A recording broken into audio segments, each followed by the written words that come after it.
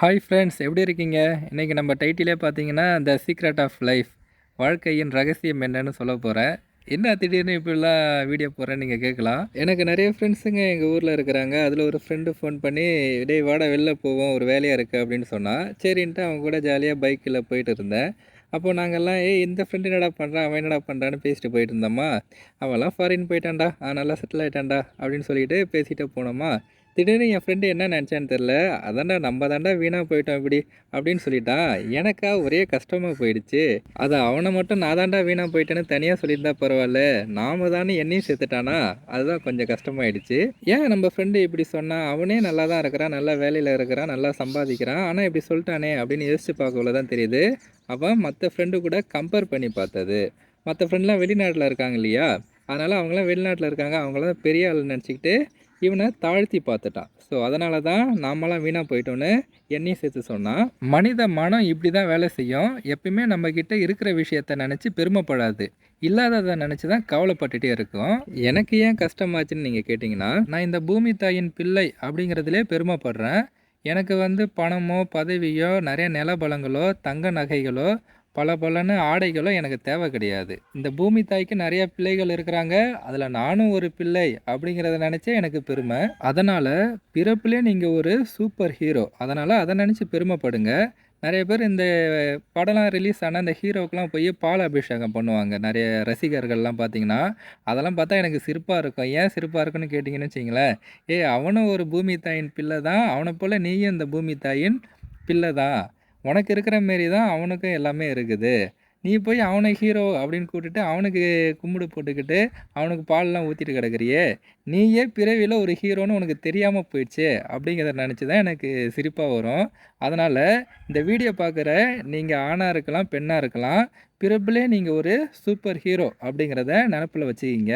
உங்களுக்கு எப்படி வாழணும் அப்படிங்கிற ஐடியாவே இல்லைன்னா அந்த ஐடியாவை நான் உங்களுக்கு சொல்கிறேன். இப்போவே உங்களுக்கு ஒரு கனவை ஃபிக்ஸ் பண்ணுங்கள்.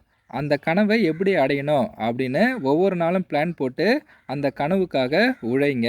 இது அப்துல் கலாம் ஐயா சொன்னது. இதை எல்லாருமே ஃபாலோ பண்ணுனா நம்ம மற்றவங்கள பற்றி யோசிக்க மாட்டோம், மற்றவங்கள பற்றி திங்க் பண்ண மாட்டோம். ஒவ்வொரு நாளும் நம்ம கனவுக்காக யோசித்து அதுக்காக உழைப்போம். ஒருவேளை அந்த கனவை நீங்கள் அடைஞ்சிட்டிங்கன்னா சந்தோஷப்பட்டுக்குங்க. அதோடு நிறுத்திடாதீங்க முடிஞ்சிச்சு அப்படின்னு சொல்லிட்டு அடுத்தது புதிய கனவு காணுங்க. நான் அடுத்தது இதை செய்ய போகிறேன், இந்த இதை சாதிக்க போகிறேன்னு சொல்லிட்டு நீங்கள் உயிரோடு இருக்கிற வரைக்குமே கனவு காண்றதை விட்டுடக்கூடாது. ஒருவேளை நீங்கள் அந்த போகிற பாதையில் அந்த கனவு தோல்வி அடையுதுன்னா அதுக்காக துவண்டு ஒரு மூலையிலையும் முடங்கிடக்கூடாது. எதுக்காக நம்ம தோற்றோம் அப்படிங்கிறத ரிசர்ச் பண்ணி அடுத்தது அதே கனவை நோக்கி முன்னேற பாருங்கள். மறுபடியும் முயற்சி செஞ்சுக்கிட்டே இருங்க, வெற்றி அடைகிற வரைக்கும். இதுக்கு சிறந்த உதாரணமாக எலான் மஸ்கை சொல்லலாம். ஏன்னா இப்போ உலகத்தில் பெரும்பாலும் எல்லா மனிதர்களும் மைண்டில் இருக்கிறது என்னென்னா, நிறையா பணம் சம்பாதிக்கணும், நிறையா பணம் வச்சுருந்தா தான் அவங்க பெருமைக்குரியவங்க அப்படிங்கிற எண்ணத்தில் அந்த ஸ்டேட்டஸ் ரேஸில் எல்லாரும் ஓடிட்டு இருக்காங்க.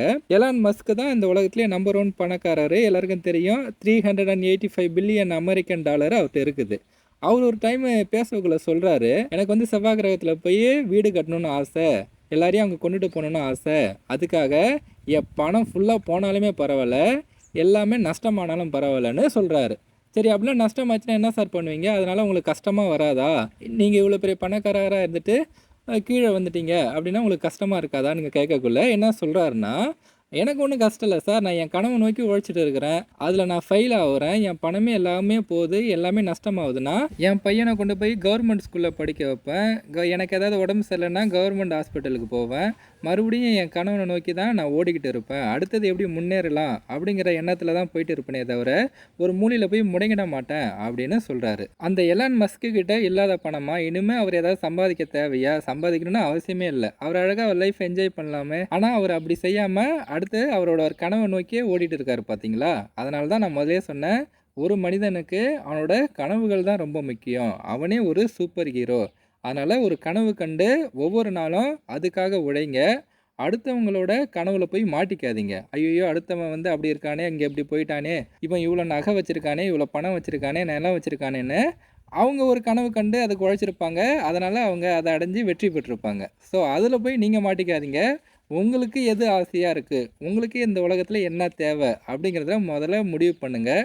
அதை ஒரு கனவாக ஒரு கற்பனை பண்ணுங்கள். அதுக்காக ஒவ்வொரு நாளும் நீங்கள் உழைச்சிங்கன்னா உங்கள் லைஃபு ரொம்ப சந்தோஷமாக இருக்கும். உங்களுடைய கனவுகள் எப்படி வேணாலும் இருக்கலாம். உதாரணத்துக்கு நான் ஒரு சயின்டிஸ்ட் ஆகி இந்த உலகத்தை முன்னேற்ற போகிறேன் அப்படின்னு கூட இருக்கலாம்.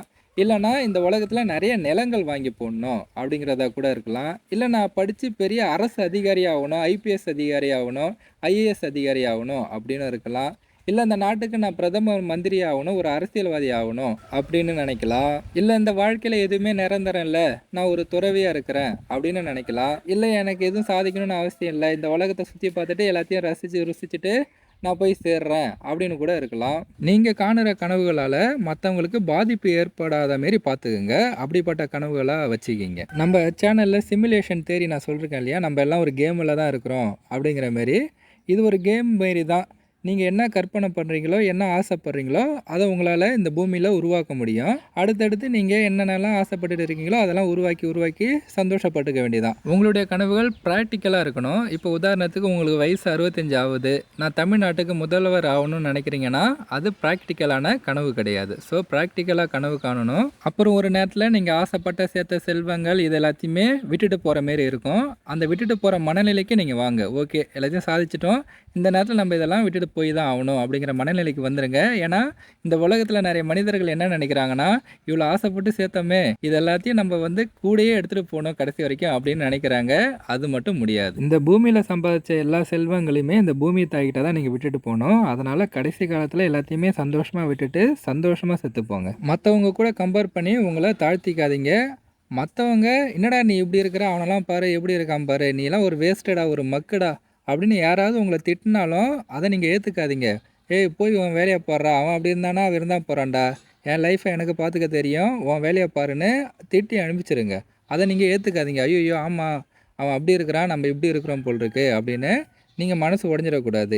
நீங்கள் பூமி தாயின் பிள்ளைகள் அப்படிங்கிற பெருமையை தவிர வேறு எதுவுமே தேவையில்லை. இது தாங்க சீக்ரெட் ஆஃப் த லைஃப். நன்றி.